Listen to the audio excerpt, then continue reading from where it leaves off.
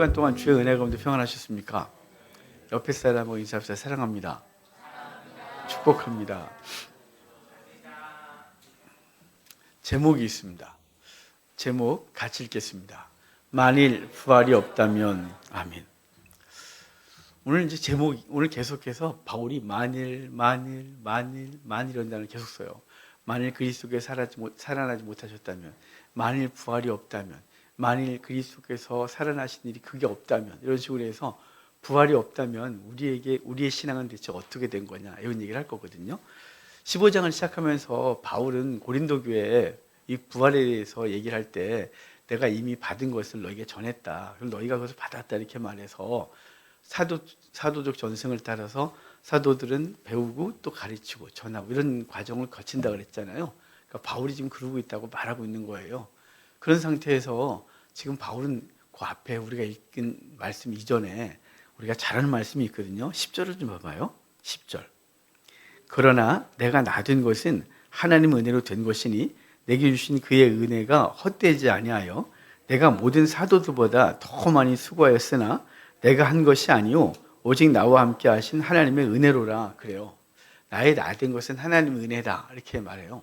여러분, 우리도 그 말씀 종종 하죠. 나의 나된 것은 하나님의 은혜야. 근데 바울이 여기서 나의 나된 것은 하나님의 은혜다라고 말할 때 그 기초가 뭐냐면요, 예수 그리스도가 나를 위해 죽으셨고 부활하신 내게 생명 주신 그 은혜 때문에 나는 사도로 살아가고 있고 누구보다도 열심히 살고 있는 거예요 라고 말하는데, 그 열심과 수고가 내 의지나 내 공로가 아니라는 거죠.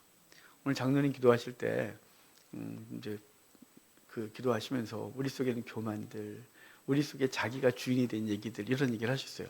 그러니까 그 말씀을 그 기도를 듣는데, 주님 정말 제가 그런 것 같습니다 라는 생각을 하게 됐어요.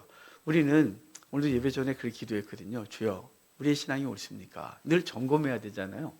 왜냐하면 자기가 신앙이 옳다고 믿고 가다 보면 자기를 점검하지 못하는데, 오늘도 예배 전에 이렇게 기도하면서 갑자기 내 신앙은 옳은가? 이런 생각을 하게 됐어요. 목사가 어떻게 저런 의심을 해? 그러지 마세요. 내가 지금 가고 있는 과정이 맞는가? 하나님 앞에서 내가 지금 행하는 것이 옳습니까? 이런 질문을 하는데 장로님 그렇게 기도를 하니까, 주님, 제가 스스로 주인이 되어 내가 목회를 하고 사역을 하고 있는 것 아닙니까? 내가 목회자라고 하는 거죽, 그리고 내가 성도라는 것으로 내 속에 있는 것들은 전혀 보지 못하고 그것으로 내가 나를 포장하고 내가 이 정도 됐다라고 생각하고 있는 것 아닌가, 이런 생각을 하고 있었는데, 기도를 그렇게 하시는 바람에 하나님께서 왈칵하게 하셨어요. 주님, 정말 내가 주인되어 내 삶을 살아가고 있는 것 같습니다. 내가 종교적인 틀에 이렇게 꽉 잡혀서 내가 신앙이 좋은 착각 속에 있었던 건 아닌가, 이런 생각을 하게 됐거든요.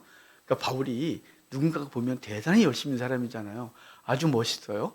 목숨 걸고 살아가요. 그런데 사도 바울은 말하기를, 내가 이렇게 된 건, 내가 나에 대해서 한 것은 내 동료도 아니고 내 노력도 아니고 내 잘난 것도 아니고 하나님의 은혜로 내가 여기까지 왔다. 근데 그것이 예수님이 아들을 보내시고 아들이 나를 위해 죽으시고 그 죽으신 것 때문에 내가 과거가 죽고, 예수 그리스도가 부활하신 것 때문에 내가 다시 살아나고, 그분의 은혜가 있어서 내가 이렇게 오늘 열심히 달려가고 있는 거다, 이런 거예요. 이거 지난주에 했던 말씀이세요.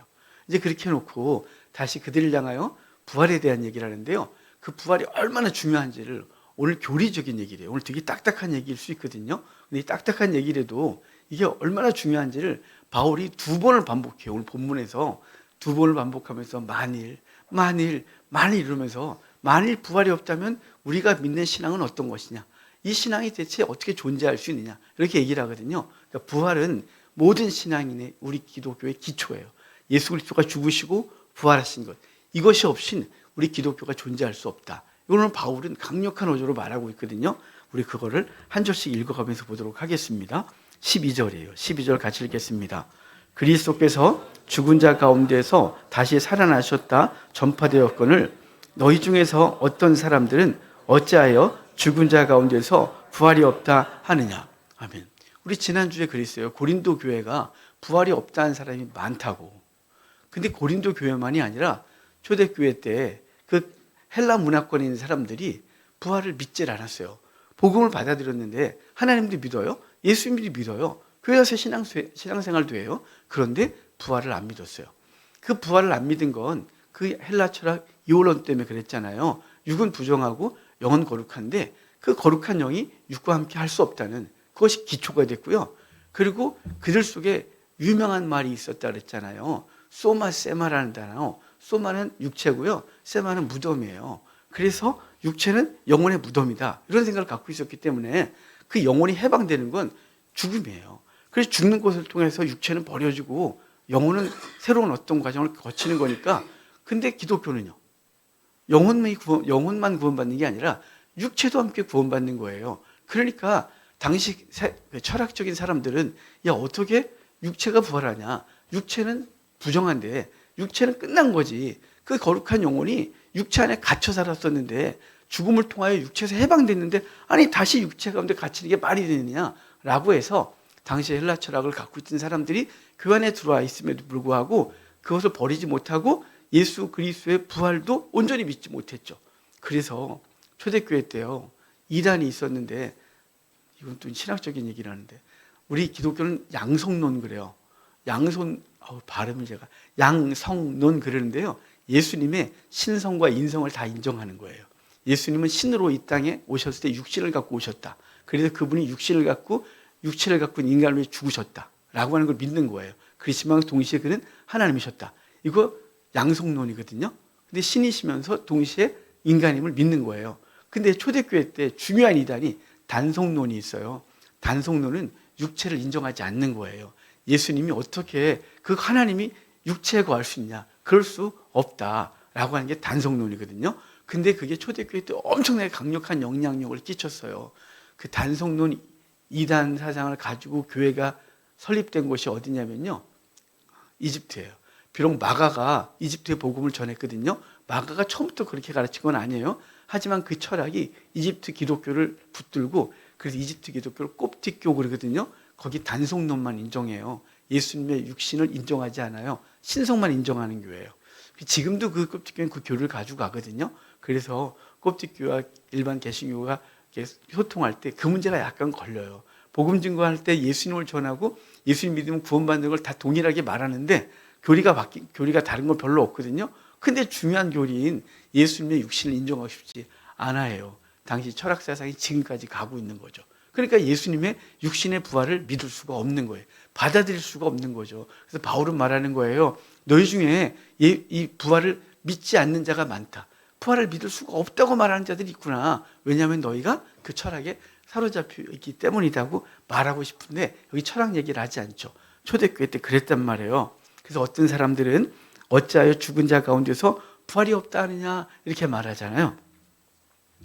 여기 사실 전파된 이것은 강력한 선포적으로 전파된 거거든요. 말하고 그럴 수도 있어요가 아니라 선포예요. 이건 선언이거든요. 그래서 선언된 이 말씀을 그들이 믿지 않았던 거예요. 아까 그 철학사상에 사로잡혀서 육체는 부정하니까 육체는 죽으면 썩어지는 것이지 그것이 다시 살아나는 건 말도 안 된다. 이렇게 말하는 거죠.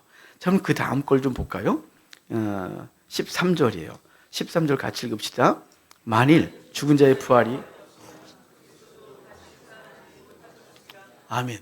그러니까 죽은 자가 부활한다는 그 원칙이 없으면 예수 그리스도도 부활할 수 없었다. 왜냐하면 예수님도 육신으로 죽으셨고 사흘 만에 그 장사 지내고 사흘 만에 부활하셨잖아요. 여러분 사흘이면요. 유대인은 썩어요. 요즘은 살아날 수도 있어요. 냉동실에 있다가 나오면. 근데 해동되면서 웃자고 한 얘기예요. 근데 유대는 아니에요. 유대는 그 땅은 너무 더워서 당일 제사를 지낼 수밖에 없었거든요. 3일장? 이건 말도 안 되는 거예요. 죽으면 곧바로 묻어야 돼요. 이미 죽으면 곧바로 부패가 시작됐기 때문에 사흘이잖아요. 예수님이 사흘 동안 장례 지냈다가 그 다음 아침에 부활하시는데 그 부활이 그들이 갖고 있었던 대로 육체가 만약에 부활이 없다면 그것이 전제라면 예수님이 어떻게 부활할 수 있느냐라고 하는 거죠. 육체가 부활할 수 있기 때문에 예수님도 살아나신 거다. 그 원리가 그대로 작동된 거다고 말씀하고 있는 거예요. 예수님이 부활하셨으니까 우리도 부활한다가 아니라 기초는 죽은 자가 부활한다는 거예요. 왜 여기서 왔을까요? 어떻게 그 얘기가 가능할까요? 이건 창세기로 가져가는 거예요. 우리의 생각을 창세기로 쭉 가져가서 하나님이 세상을 창조하실 때 사람을 무엇으로 창조하시냐면 흙으로 사람을 빚으시고 그 코에 호흡을 불어넣으셨더니 생명이 됐다 그래요. 그러니까 사람은 흙으로 만들어져서 하나님의 생명의 영을 불어넣으심으로 하나 생명이 됐어요. 분리될 수 없는 존재가 됐단 말이에요. 그래서 생명이 됐는데 아담과 하와가 뱀의 유혹을 받아 선악과를 따먹으면서 죽었어요. 거기서 주님이 이렇게 말씀하시지 않았어요? 너희 육체는 죽는다. 너희 영혼은 죽는다가 아니라 그들은 죽었다예요. 그래서 하나님과 관계가 단절되고 쫓겨나서 죽었거든요. 그래서 죽어서 다 어디로 돌아간다고요? 흙으로 돌아간다고요. 흙으로 돌아갔지만 하나님께서 예수 그리스도가 강림하시면 그때 죽은 자들이 바다에서부터 땅에서부터 다 부활하여 서게 되는데 그 죽었던 육체들이 다 살아나서 영혼과 함께 하나님 앞에 서게 되는 것을 주님 분명히 말씀해 주고 있는 거예요. 그러니까 창조 원리가 흙과 영이 분리가 아니라 원래 하나가 된 거예요. 흙으로 창조하시고 하나님의 영을 생기를 불어넣으심으로 생영이 된 존재. 그래서 인간이 죄를 지면 그 영혼도 육체도 함께 심판을 당하게 되는 것이고 예수 그리스도를 믿는 순간 그와 함께 부활에 이르게 되는 것이죠. 그러니까 창조가 그것을 말했고 지금 바울은 너희 중에 어떻게 부활이 없다고 말하는 사람이 있느냐. 만약에 죽은 자가 부활하지 못한다면 육체가 부활이 없다면 예수님도 부활하지 못하였을 것이다. 이렇게 말하는 거예요. 그래서 예수님은 부활 육체를 갖고서 부활하셨을 때 특별히 어떤 행동들을 하셨죠. 그분이 만약에 영혼만 부활하시고 어떤 실체가 없었다면 그분이 부활하신 이후에 그 제자들과 만나서 했던 것들을 기억하십니까? 음식을 함께 나누고 그들과 함께 40일 동안 있다가 승천하셨거든요. 영이었다면 어떻게 음식을 먹고 어떻게 접촉이 일어나며 어떻게 일이 벌어지겠어요? 예수님이 일부러 40일 동안 당신이 부활이 단순히 영혼의 부활뿐만이 아니라 내 육체도 부활하여 하나님 앞에 있음을, 그리고 그 육체가 함께 하늘로 올리심을 모든 사람이 봤단 말이에요. 그러므로 기독교의 부활은 영혼의 부활뿐만 아니라 육체와 영혼이 함께 부활하는 것을 말씀하고 있음을 여러분이 믿으셔야 돼요. 이 믿음을 정말 지난주에도 말씀드렸지만 이 믿음을 정말 우리가 갖고 있느냐, 이걸 스스로 점검하셔야 돼요. 신앙은 늘 점검하셔야 되거든요. 그냥 교회 생활하고 나 교회 다니니까 나 예수 믿고 있는 거야 라고 생각하고 가다가 어느 날 자기 속에 하나님이 없는 걸 발견하게 되면 골치 아프잖아요. 종교 생활하고.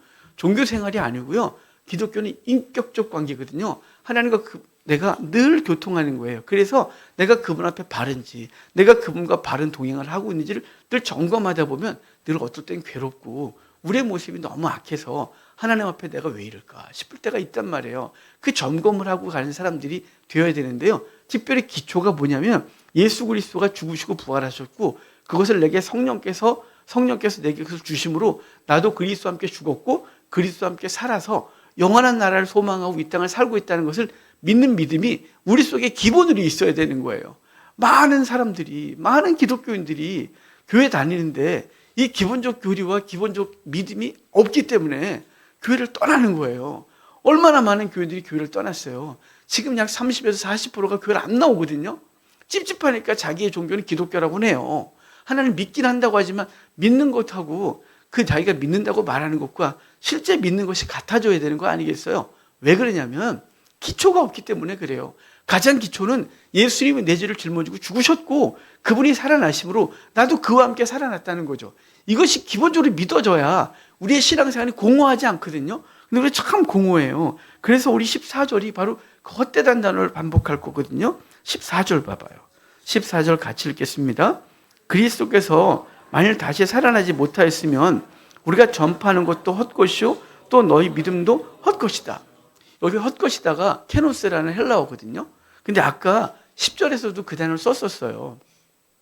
10절에서도 내가 나 된 것은 하나님의 은혜로 된 것이니 내게 주신 그 은혜가 헛되지 아니하여, 내게 주신 하나님의 은혜가 헛되지 아니하여 내가 모든 사람들보다 더 많이 수고했다 그래요. 이 헛되다가요 어떤 뜻이냐면 완전히 비어있고 실체가 없는 상태. 그러니까 빈 거예요. 실체가 없는 거예요. 그러니까 사도 바울이 복음을 전했는데 이 복음이 너희에게 실체가 있게 전해졌어야 되는데 너희가 만약에 내가 전하는 복음이 헛됐다면 너희들 속에서 아무것도 벌어지지 않은 거죠.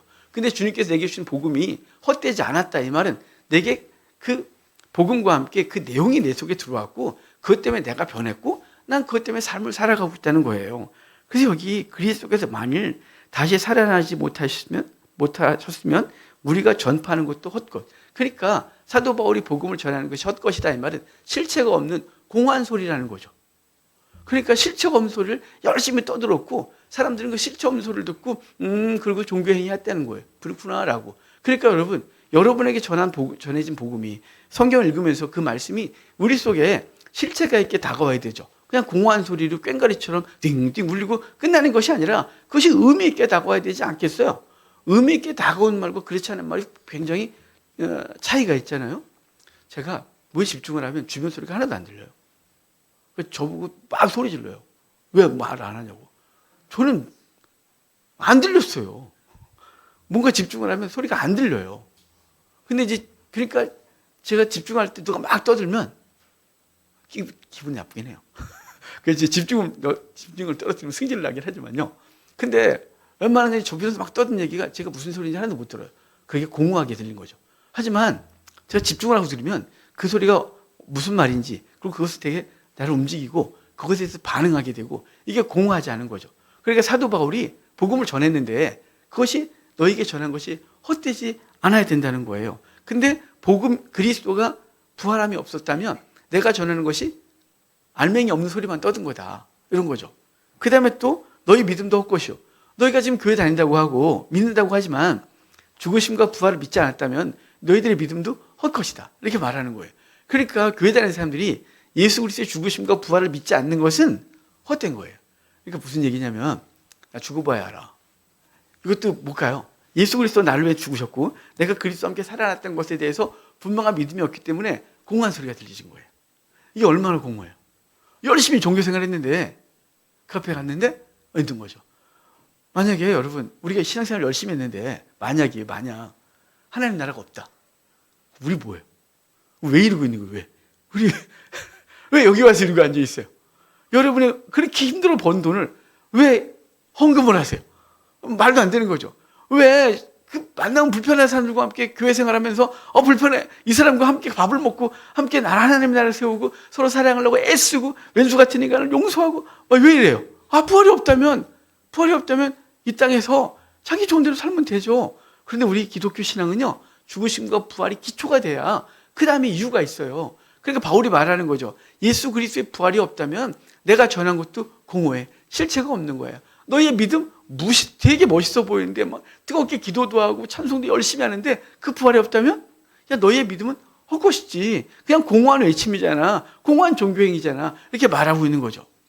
우리 한국 교회도 미국 교회를 따라가는데요. 미국 교회가 이미 많이 무너졌다고 그랬잖아요. 초대형 교회들이 다 무너졌어요.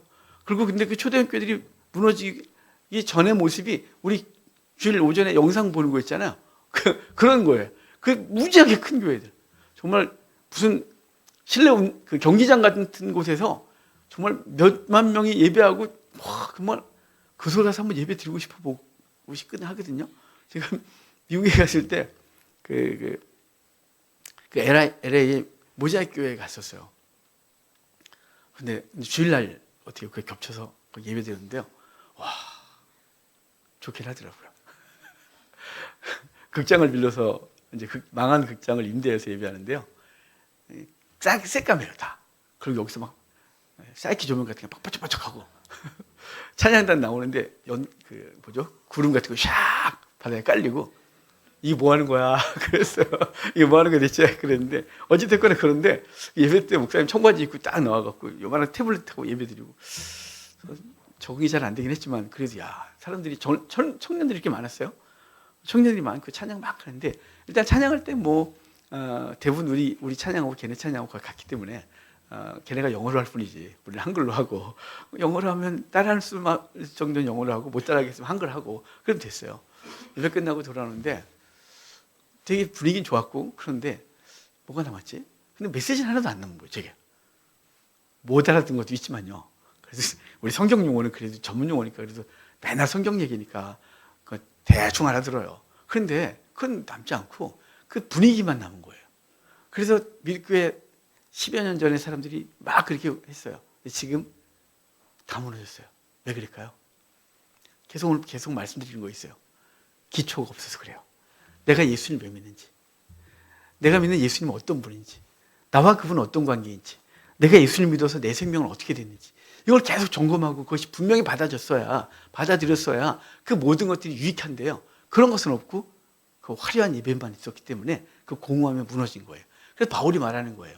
예수 그리스도가 부활하지 않으셨다면, 만일 그랬다면 내가 전파하는 것도 헛것, 공허하고 너희가 믿는 것도 뻥 뚫린 아무것도 없는 실체 없는 공허함이고 이렇게 말하는 거죠. 이거 분명히 점검해야 돼요. 그래서 교회는 뭐만 전하는 곳이냐면요, 그냥 생복음만 전하는 거예요.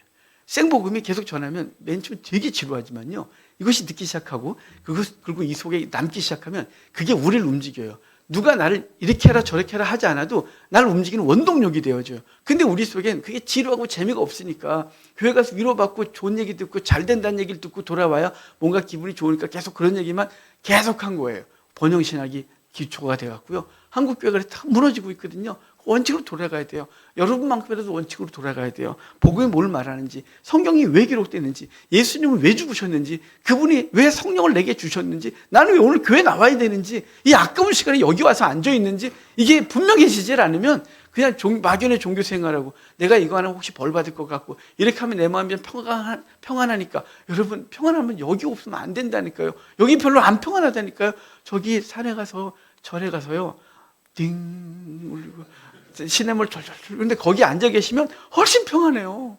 그 나뭇잎 새소리 이렇게 딱 있으면 명상되고요, 마음 평안해져요. 여러분 여기선 그런 것이 아니에요. 여긴 그 평안이 아니고요, 세상에 줄 수 없는 평강이요. 예수 그리스도가 나를 위해 대신에 죽으셨고 그분이 생명을 내게 주셨기 때문에 그 생명 갖고 난 어떻게 살아가야 되느냐. 내 생명 갖고 죽은 영혼 살려내고 내 생명 갖고 내 옆에 같이 예배를 드리고 있지만 이 사람이 아직 생명력이 없으면 그 영혼을 어떻게 살려낼까, 이 고민하면서 살아있는 동안 그 열심히 감당하려고 이곳에 앉아있는 거예요. 그 목적을 잃어버리는 순간 우린 교회 생활이 피곤해지는 거예요.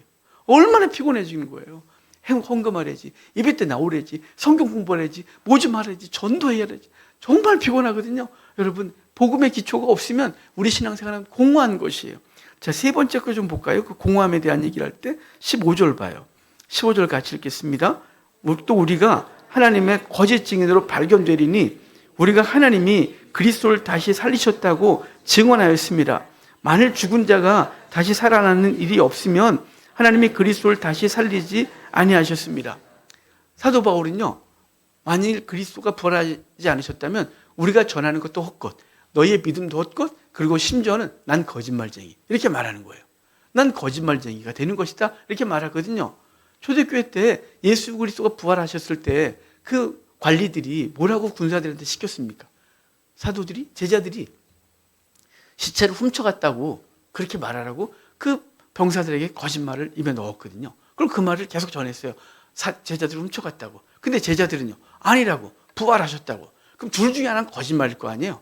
그래서 지난주에 그랬어요. 만약에 제자들이 거짓말을 전했다면 순교할 때 자기는 순교하지 못했을 거라고. 아니 진실이니까 죽죠. 진리가 아닌데 어떻게 그것 때문에 목숨을 걸어요? 초대교회 많은 사람들이 거짓말했다면 거기서 밝히면 되죠. 미안하다고 나 거짓말했다고.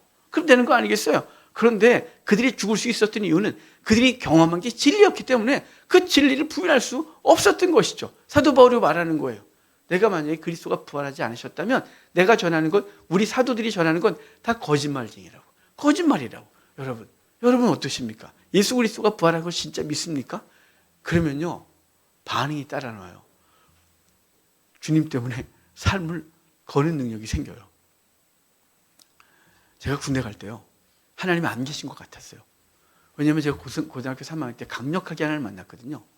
정말 저처럼 강력하게 정말 이렇게 그 현상적인 변화가 일어난 사람이 많지 않을걸요.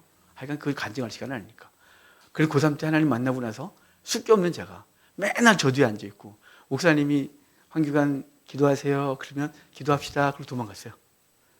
더 떨려갖고요. 저는 앞에 서는 게 너무 무서웠어요. 어릴 때부터 다녔기 때문에 세례도 일찍 받을 수 있었어요. 세례교육 다 받고 세례 받는 날 여기 세례 받는 게 무서워서 그날 교회를 안 왔어요. 제가 고3 때 하나님 만나고 나서 신학교를 가야 되니까 세례 증명서가 필요하기 때문에 3학년 가을 추수감사절을 받았어요. 그제까지 도망만 다니고. 저는 너무 무서웠어요. 산 앞에 서는 것도 무섭고 인간 사람들도 무섭고, 그래서 항상 전 산에 있거나 혼자 있거나 구석에 있었어요. 그게 혼자 있는 게 편했으니까요. 하나님 만나고 나서 제 인생은 완전히 바뀌었어요. 너무너무 많이 바뀌어서 그 다음부터 곧바로 설교를 시작했죠. 그런데 그 열정적이었던 제가 밤새도록 기도해도 지치지 않고 방언하고 방언 찬양하고 그리고 신유은사가 고등학교 때부터 있었어요. 그런데 신학교 1학년 너무 힘들었어요. 너무 가난했기 때문에 신학교를 입학하고 등록금도 제가 마련해야 됐고 기숙사비도 제가 마련해야 됐는데 손놈이 서울 와서 어떻게 사는 줄 알아야 알바를 한 걸 하죠. 그러니까 첫 학기 때는 어떻게 할 줄도 몰라갖고 밥을 너무 굶어서 하반신이 마비 왔어요. 그래서 친구한테 업혀서 학교 가고 선배님이 그 의무병 출신이 있어갖고 그분이 닌 거 사다가 놔주고 하여간 그런 살아났어요. 그다음 1학년 마치고 2학년 자취할 때 오갈 데 없는 친구를 데리고 살았어요. 과외하고 알바하고 뭐 하면서 그 생활했는데 등록금도 못 마련했죠. 저는 원래 6개월 반이거든요. 3도둑절에서. 근데요, 현역으로 끌려갔어요. 인생이 꼬이기 시작하는데 정말 답답해 죽겠는 거예요. 그 열심히 훈련하고 자대 갔어요. 여기 수원에 갔는데요. 수원에서 그림 그리는 사람이 일어나면 제가 일어나면 됐거든요. 제가 강원도에서 상도 탔었어요. 근데 그 목사님이 처음 오자마자 여기 신학한 사람 손들었더니 넌 아무데도 착출당하지 마. 넌 군종으로 가야 돼. 그래가지고 군종으로 간다니까 얼마나 좋아요. 그래가지고 착출 안 당했죠.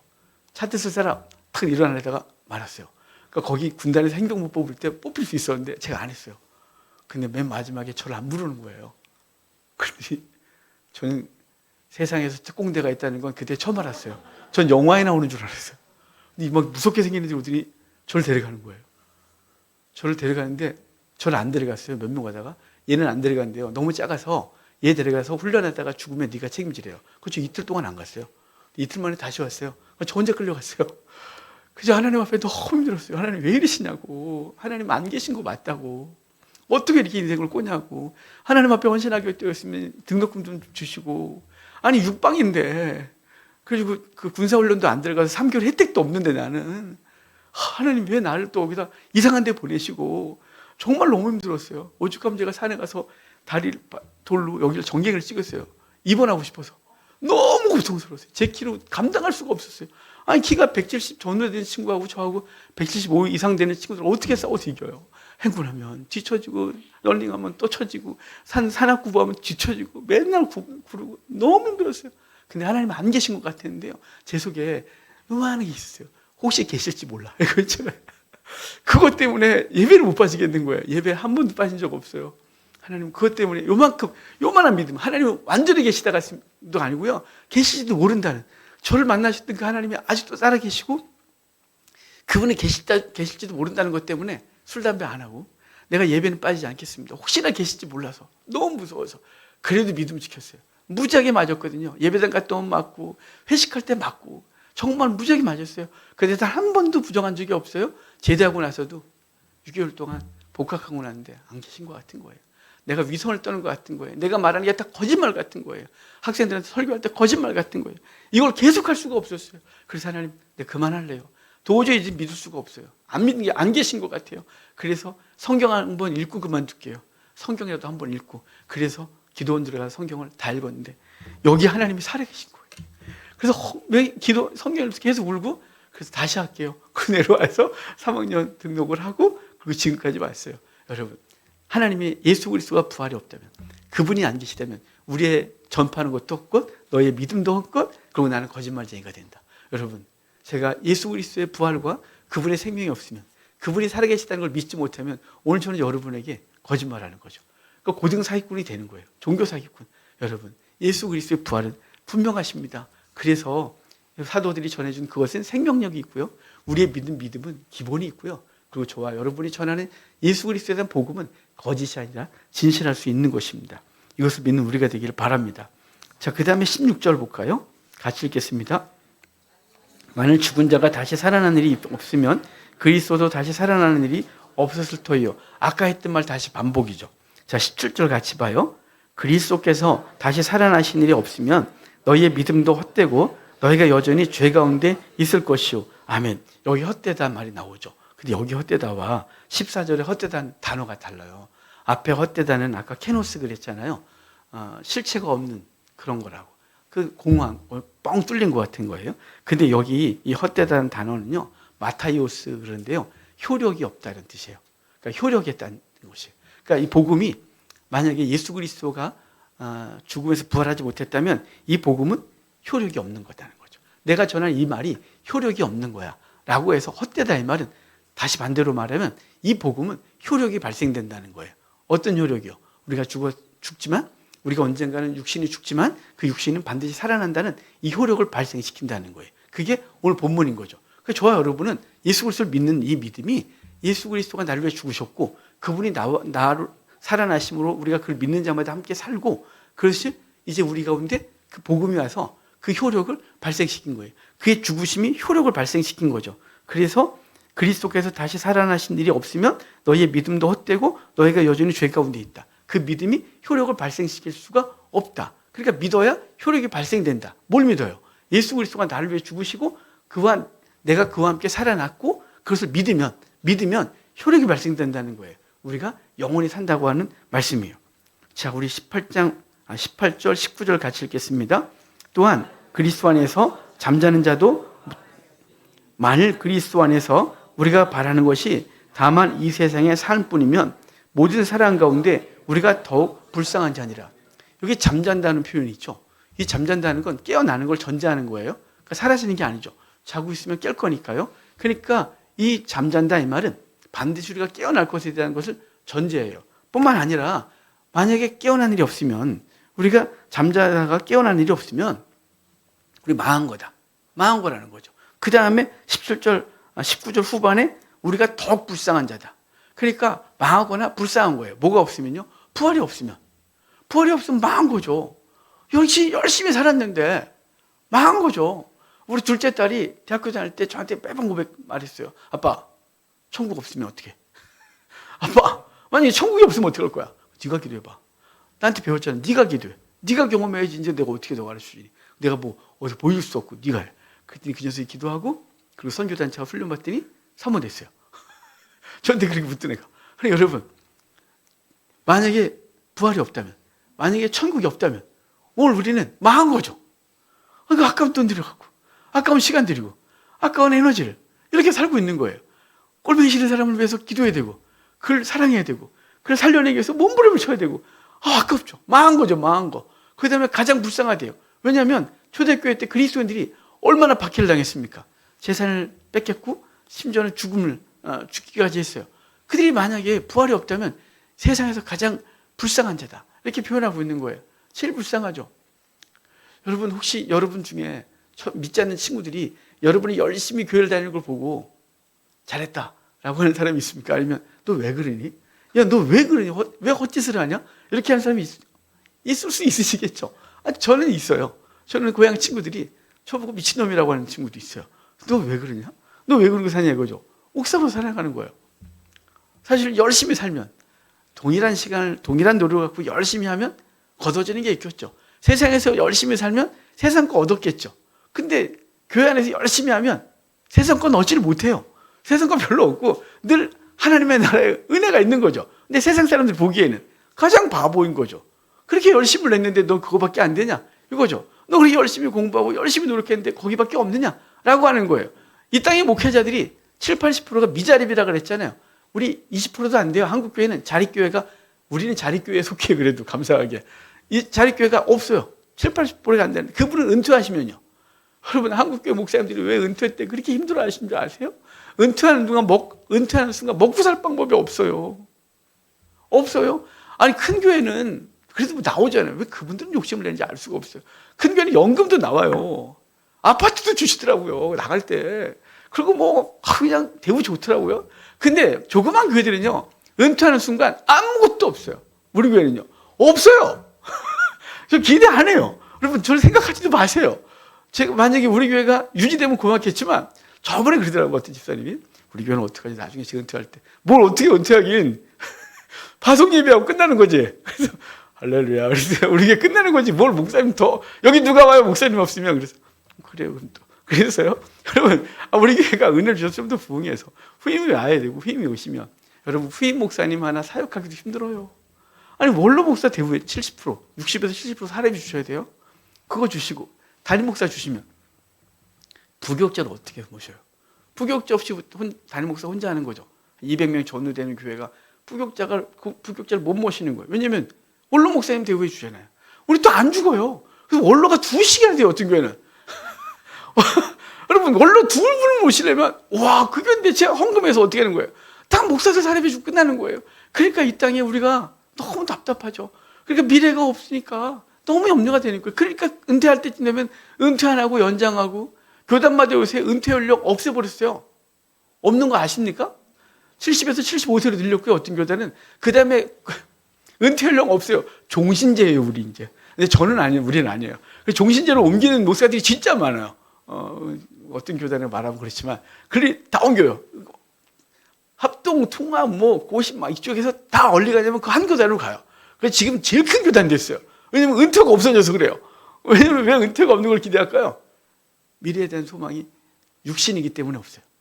미래에 대한 소망이 천하라면 여기 그만두고, 그래, 하나님 또 책임지시지. 그분이 나를 죽였다 살리셨는데 내 삶을 또 살리시지. 이게 믿음이 없으면 우리는 이 땅에서 자꾸만 이 땅에 관심을 갖고 살아가는 거예요. 여러분, 부활의 생명 있는 사람은요, 미래의 소망이 여기가 아니에요. 미래에 대한 소망은 저기예요. 그리고 오늘 하나님이 여기 내려놔. 그럼 내려놓고 그 다음은 어떻게 책임진 걸까요? 주님이 책임지고 믿는 거예요. 나를 죽었던 것을 살리신 하나님은 내 삶을 여전히 살리시고 그분이 끝까지 인도하시는 걸 믿는 거예요. 이 부활 신앙이 분명해야, 예수 그리스도의 믿음이 분명해야 우리의 신앙이 흔들리지 않아요. 그러니까 여러분, 우리 이 땅을 사는 동안 이 땅이 힘들죠. 어렵지 않은 사람이 어디 있어요. 제가 얼마 전에 여러분을 이해했어요. 여러분을 정말 이해했는데요. 어떻게 이해했냐면, 제가 요새 여러 가지 복잡한 문제들이 많잖아요. 복잡한 문제들 많으니까 잠이 잘 안 오는 거예요. 아니, 근심을 해서라기보다는 이 신경이 곤두서 갖고 새벽에 눈이 딱 뜨면 잠이 안 와요. 그럼 뭐 하겠어요? 누워있으면, 저는 오래 누워있는 걸 못 하거든요. 오래 누워있으면 허리가 아파요. 그래서 저는 10시간 이상 누워본 적이 한 번도 없어요. 딱 눈 뜨면 막 30분 더 자야 된다고 저기다가 안 되면 책상에 앉아서 있어요. 이렇게. 거기 앉아서 조는 게 훨씬 더 편하거든요. 기도하다가. 저는 오늘도 새벽에 일찍 일어났어요. 그러니까 책상에 앉아서 하나님 앞에 기도했어요. 하나님 기도하면서. 근데 요새 이제 그렇게 했는데 어떤 걸 느꼈냐면, 그동안 제가 여러분을 느낄 만한 여유가 없었어요. 그러니까 저는 편안했거든요. 정말 죄송하지만, 조그만 교회 목사지만 제가 근심이 별로 없었어요. 근데 요새 이제 그쪽으로 이전하고 또 복잡한 문제가 많이 발생되면서 잠이 잘 안 오는 거예요. 그래서 잠이 자꾸 새벽에 깰 때 요새 어떤 느낌이었냐면, 우리 성도들도 이렇게 살겠다. 오래간만에 느꼈던 여러분의 삶이에요. 얼마나 삶이 복잡하고 힘들까. 그 문제, 경제적인 문제, 삶의 문제, 이런 것들이 막 몰려올 때 잠이 안 오겠구나. 그러겠구나. 요새 하나님께서 제게 주신 은혜가 그거예요. 그래서 경험해봐야 아는 거죠. 여러분, 그런데 우리가 이 땅에 닿으면 가장 불쌍하죠. 이 땅에 닿으면 우리 망한 거예요. 망한 사람 많죠. 재정 무너지고, 건강 무너지고, 관계 무너지고, 미래에 대한 무너지면 다 망한 거죠. 하지만 우리는 여기가 끝이 아니고 그 나라를 향하여 갈 수 있고요, 가고 있고요. 그리고 이 땅에 무너진 걸 통하여 그 나라를 더 사모할 수 있기 때문에 우리에게는 은혜입니다. 여러분, 오늘 바울이 이렇게 말해요. 만약 예수 그리스도의 부활이 없다면 우리가 전한 것 헛것, 너희 믿음도 헛것, 난 거짓말쟁이라고 말하고, 만약에 부활을 믿지 못한다면 우리는 이미 망한 거야. 그리고 우리 세상에서 가장 불쌍한 자지, 우리 정말 존귀하고 복된 자인데, 그것이 시작될 수 있는 기본은 뭐냐면 그리스도의 죽으심과 부활을 믿는 것이에요. 여러분, 그 믿음이 저와 여러분을 붙들기를 주의 이름으로 축복합니다. 우리 성찬합시다.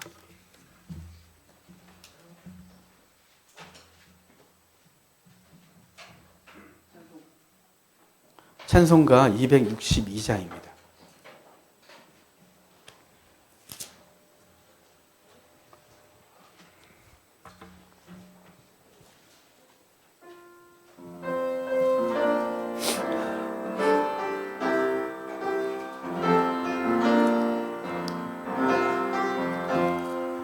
날 구원하신 예수님 영원히 찬송하겠네.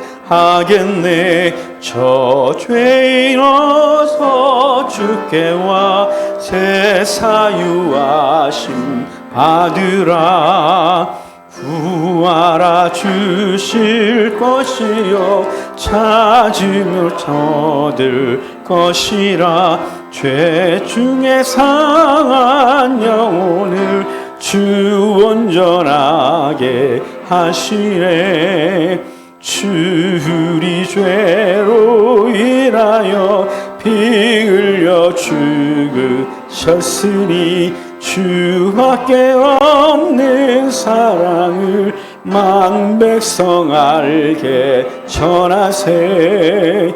주 예수 사랑 못 잊어 나 항상 눈물 흘리네. 이 세상 어디 가든지 나 주만 생각합니다. 목마른 두 영생의 물을 마시라. 내 주를 사랑한대도 늘 맘에 부족하도다. 아멘. 하나님 말씀 같이 보겠습니다. 베드로전서입니다. 베드로전서 3장 21절입니다. 3장 21절 제가 읽어드리겠습니다. 물은 예수 그리스도께서 부활하심으로 말미암아 이제 너희를 구원하는 표니 곧 세례라. 이는 육체의 더러운 것을 제하여 버림이 아니요 하나님을 향한 선한 양심의 강군이라. 세례는 예수 그리스도의 부활하심의 표로 우리 가운데 주셨다 그래요. 근데 이제 세례 받은 사람들은, 성령을 받은 사람들은 어떻게 살아야 되느냐? 하나님을 향한 선한 양심의 간구다 그래서요. 하나님을 향하여 선한 양심을 갖고 그 삶을 이루는 삶을 살아야 된다. 이렇게 말하고 있는 것입니다. 그러니까 여러분, 저와 여러분들이 예수 그리스도를 통하여 구원을 얻었어요. 이제 구원받은 사람들은 어떻게 살아야 되냐는 숙제를 갖고 있는 거죠. 근데 그 숙제가 막 짐이 되고 그리고 고통이 되면 안 되고요. 그 은혜가 우리를 움직이고 기꺼이 주를 위하여 어떻게 살까가 되기를 바라요. 그러기 위해서는 하나님의 은혜를 여러분 잘 묵상하십시오. 그 은혜가 어떤지, 나는 어떤 존재였으며 그 내가 어떤 존재였는데 내가 지금 어떤 존재로 바뀌었는지, 내 과거가 어땠으며 예수님 만난 이후에 내 삶이 어떻게 됐는지, 내 영혼이 죽었었는데 이제 내가 살아나서 천국을 소망하고 살게 됐다는 사실에 대하여 묵상하십시오. 그러면 이 속에서 주를 위해 어떻게 살까가 생각이 납니다. 그냥 누가 옆구리 찌르고 사명 주고 이거 해라 그래서 하는 게 아니고요. 하고 싶어집니다. 부인할 수가 없어집니다. 도망갈 수도 없습니다. 예레미야가 너무 힘들어 안 하려고 하니까 하나님의 마음 때문에 괴로워서 안 할 수가 없어도 복음 증거하는 것처럼 우리도 그렇게 될 것입니다. 여러분, 하나님을 향한 선한 양심의 간구다. 이 말을 기억하시고 이번 한 주간도 하나님 앞에서 선한 양심을 가지고 그걸 더 사모하고 그 삶을 이루는 우리가 되기를 주의 이름으로 축복합니다. 성찬합시다. 성찬기 하시고요. 이 무교병을 말씀드리겠습니다. 무교병은 누룩 없이 붓습니다. 이것은 예수 그리스도가 죄가 없으심을 의미합니다. 이것을 구울 때 거뭇거뭇하게 굽습니다. 그것은 그분이 당한 고난을 의미합니다. 그리고 구멍을 많이 뚫게 했는데 그것은 예수님이 십자가에 달리셔서 손, 발, 옆구리를 찔리심을 의미합니다. 이것을 먹을 때 주인이 손님에게, 가장이 가족에게 찢어져 나누어 주겠습니다. 이것은 예수님께서 사단에게 진 것이 아니라 주님이 우리를 위하여 당신의 몸을 내어주셨음을 의미합니다. 예수님이 기꺼이 자신을 주신 것처럼 우리도 이제 우리와 함께하고 있는 사람들을 위하여 내 몸을 드리는 마음으로 기도하고 성찬을 대하고 돌아가서 그렇게 사는 복이 있기를 바랍니다.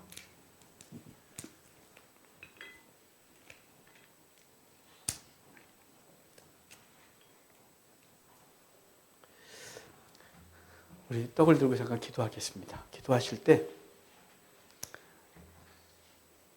하늘 보좌 오르시고 이 땅에 오셔서 나를 위해 죽으시고 부활하신 주 앞에 감사합시다. 그리고 이제 우리도 예배를 드리고 돌아가서 주님께서 내게 맡겨주신 사람들을 위하여 내 육체를 드리고 우리가 살아나는 사람의 삶을 살고 그들도 살려내는 삶이 되게 해달라고 잠깐 기도하겠습니다. 기도합시다. 하나님 감사합니다. 부활의 생명력으로 살아가는 사람의 삶을 우리에게 주십시오. 나 같은 것도 왜 당신이 몸 주셨는데 나도 내 형제와 자매를 위하여 내 몸 줘야 되는데 우리 정말 이기적이 됐습니다. 언제부턴가 헌신과 수고는 남 얘기가 됐고 난 것을 받아야 되는 존재가 된 것 같습니다. 주님, 내게 맡겨진 양떼, 내게 맡겨진 가족, 내게 맡겨진 형제와 자매들을 기꺼이 힘을 다해 섬기는 삶이 되게 하옵소서. 먼저 손 내밀고 누가 주변 사람이 일을 하면 힘들 것 같아서 내가 도와주고, 사무실에서 누가 내게 커피 타오기를 기다리는 것이 아니라 커피 타다가 나눠주고, 누군가 가기 싫어하면 나도 싫어가 아니라 그 내가 해줄게가 되는 우리가 되게 하셔서 우리의 삶 속에서 나를 사신 예수님이 드러나게 하시길 간절히 소원합니다. 하나님 감사합니다. 오늘도 예배를 통하여 우리의 부활에 대하여 다시 말씀해 주셔서 감사합니다. 죽었던 우리를 살리셔서 생명하게 하셨는데 그 살리심이 예수님이 당신의 몸을 주심으로 살렸다는 것을 늘 잊지 않게 도와주시고, 살아난 자답게 이제 우리는 죽은 자들 속에 살면서 그 죽은 삶의 가치를 가지고 살아가는 사람들에게 생명 있는 삶을 드러내는 우리가 되게 하옵소서. 죽은 사람들은 다 자신만 위해 삽니다. 그리고 자신의 이기적인 생각들과 누군가가 자신에게 도움이 될 때만 관계합니다. 우리는 그를 살리기 위해서 관계하게 하시고 그에게 유익을 준 우리가 되게 도와주십시오.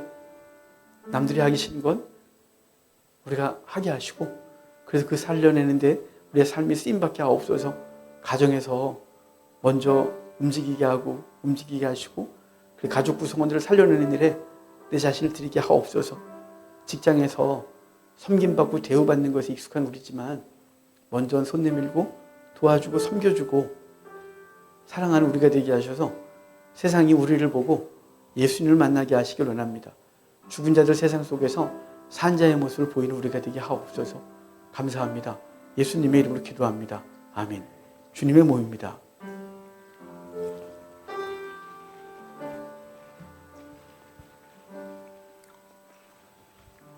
구약의 제사제도에서 물과 피를 통해서 죄인들의 죄를 씻었습니다.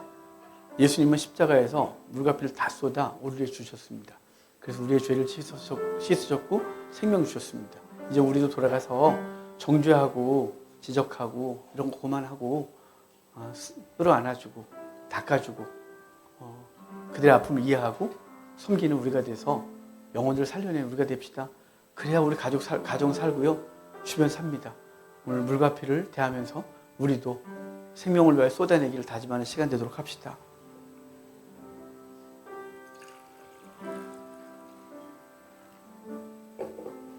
잔을 듭시다. 우리 주님께 기도합시다.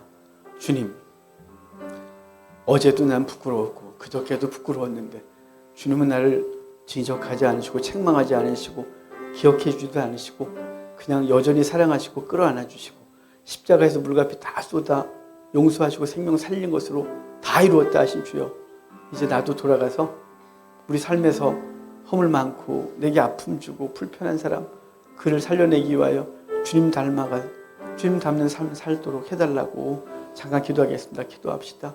주님, 나를 도와주십시오. 우리 잘 안 됩니다. 정말 안 됩니다.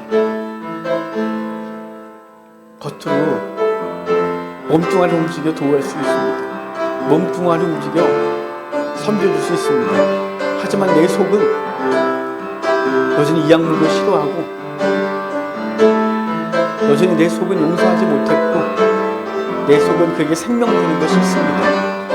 하나님, 불쌍히 여겨주십시오. 몸이 움직였다면 마음도 따라가게 하옵소서. 원래 마음 먼저 몸 당하지만 주님께서는 우리에게 몸을 주시고 마음을 주시고 하셨습니다. 주님, 몸으로 섬기고 우리의 중심 깊숙한 곳에서 그를 향하여 눈물로 기도하고 살려내는 일에 힘을 다하는 우리가 되게 하셔서 우리 가정이 살아나고 우리 주변에 살아나는 놀라운 역사가 있게 하여 주십시오. 우리 회사가 살아나게 하소서, 내 주변 사람들이 살아나게 하소서. 감사합니다. 역사하여 주시옵소서. 하나님 감사합니다. 우리의 몸을 들여 주변 살려내는 것을 우리에게 먼저 말씀하셔서 감사합니다. 그런데 주님, 우리의 마음은 아닌데 몸을 움직여서 할 수는 있습니다. 그런데 마음까지 움직여 진심으로 그를 사랑하고 아껴야 되는 이 말씀도 주셨사오니 주여 그렇게 하게 하시기를 간절히 소원합니다. 몸은 섬긴다고 하지만 마음은 여전히 용서하지 못하고 그리고 꽁하고 있고 과거를 기억하고 언젠가 내가 어떻게 하리라 이런 마음을 가지고서 섬기고 있다면 이게 무슨 섬김이 되겠습니까? 주님 몸을 줬다면 이제 주님께서 물과 피를 다 쏟아준 것처럼 우리도 물과 피를 쏟는 마음으로 내 가정 구성원들 하나하나를 살려내고 나와 만나게 하신 사람들을 살려내고 내게 맡겨진 직장의 동료들을 살려내는데 우리의 삶이 쓰임받게 하옵소서. 그런데 주님, 이것이 내 의지로 잘 되질 않습니다. 이악 물고 해도 돌아서면 잘 안 됩니다. 또 섬기다가 돌아오는 것이 상처면 괜히 했다 싶습니다. 주님, 선을 행하되 낙심하지 않게 하시고 끝까지 행하여 영혼들을 살려내는 우리가 되게 해주시길 원합니다. 돌아가서 우리의 가정으로 돌아가고 삶으로 돌아가서 그리스도를 드러내는 우리가 되게 하옵소서. 우리가 가는 곳마다 죽은 영혼 살려내는 우리가 되게 하옵소서. 감사합니다. 예수님의 이름으로 기도합니다. 아멘. 주님의 피입니다.